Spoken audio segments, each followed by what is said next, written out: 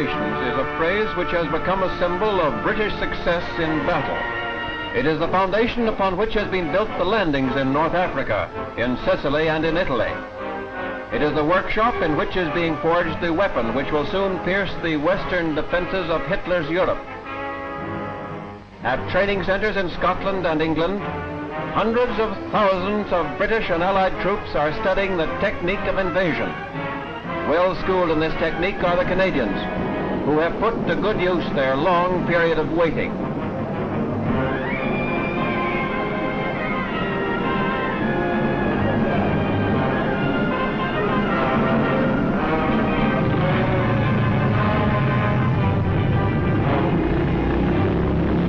When the 1st Division went into Sicily with the 8th Army, it was the thoroughness of their training in combined ops that made possible the smooth, efficient landings and the swift advance inland.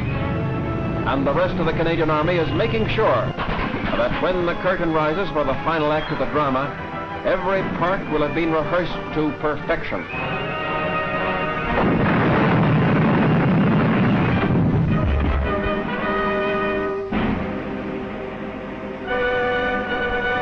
There was excitement and suspense in the air when thousands of British and Canadian troops moved to embarkation ports on the coast. It really looked as though this was the day they'd all been waiting for. But it was another exercise, this time the biggest yet. Men, tanks, guns, and vehicles of all descriptions moved to the concentration areas in steady streams and boarded the waiting landing craft. Then a great armada of troop ships and landing craft with a powerful naval escort sailed out into the channel towards the French coast in the most ambitious and dangerous amphibious exercise ever attempted. The Motley fleet sailed to a point only a few miles from France, within easy reach of the German coastal batteries, but not a shot was fired. Although it was just an exercise to the surface forces, to the Allied air forces, it was a major operation, and German bases throughout France were severely battered. And though the ships returned to England, the exercise proved many things, of which the chief one is, it can be done.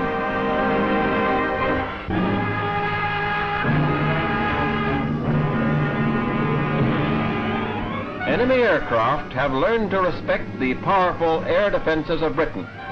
And playing their part in these defenses are Canadian heavy and light Ack-Ack gunners. The 3.7 heavy anti-aircraft gun is used to take on enemy planes out of the range of the lighter Beauforts. Equally accurate by day and by night, it is the mainstay of ground defense, being extremely effective in breaking up high-level bombing attacks. Gone are the grim days of 1940. The Luftwaffe has had its day, and it is guns and gunners like these who have helped swing the pendulum of war from defense to attack.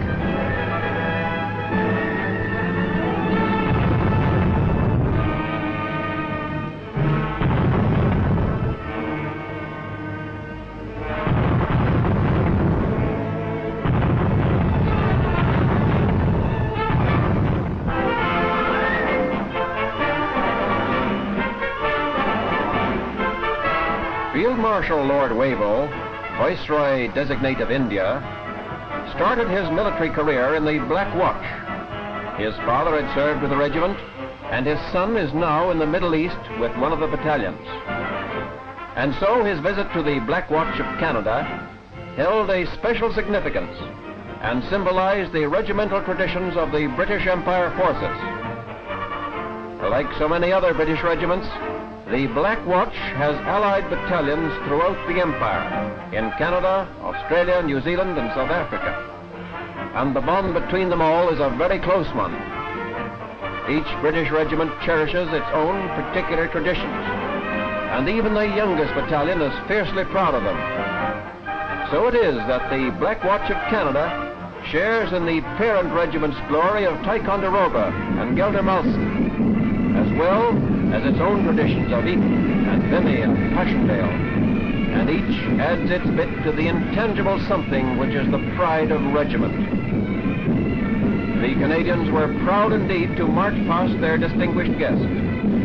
For this was Wavell of Cyrenaica, the man who saved Egypt from Rommel's Africa Corps, and the man who is to guide India's troubled destinies.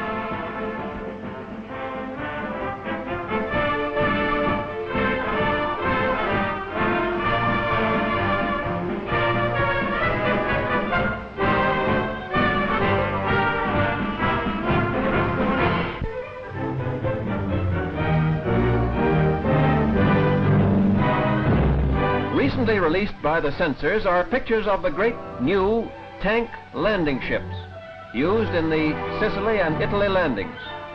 These are truly remarkable ships. Their bows fold outwards, and tanks, guns, carriers, and vehicles of all sorts can drive down a ramp to the shore. They are so designed that they can sail right into shallow water and come to rest on the beach. And yet they are so seaworthy that many of them went direct from England to Sicily. They look rather like oil tankers, but decks bristling with anti-aircraft guns keep enemy aircraft at a healthy distance. As well as mechanized equipment, they carry several hundred assault troops and are invaluable in any large-scale landing operation. War correspondents have been with the forward troops since the initial Sicily landings. And the Canadian Broadcasting Corporation's recording units, of which Alec MacDonald and Paul Johnson are engineers, have been there with them. Sound from the battlefront has been recorded together with the voices of Matt Holton and Peter Stursberg, who have reported the campaign on the spot. The job of the war correspondent is tough, and though non-combatant and unarmed, they run the risks of soldiers and suffer the casualties of soldiers. But they have a grand story to tell as the Canadians swing north through Italy, and they are telling it well. As the Canadians pressed forward, they met little resistance. About the only delays were caused by enemy demolitions, and it didn't take very long to straighten things out. Where there's a will, there's a way, even if the going is a bit tough.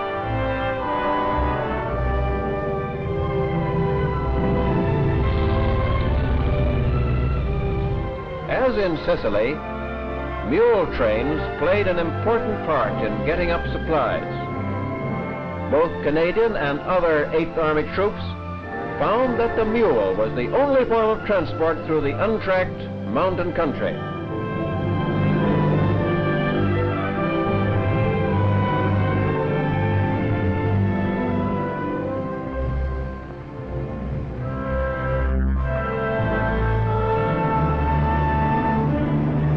Past German graves, the great chase went on, past shattered German equipment.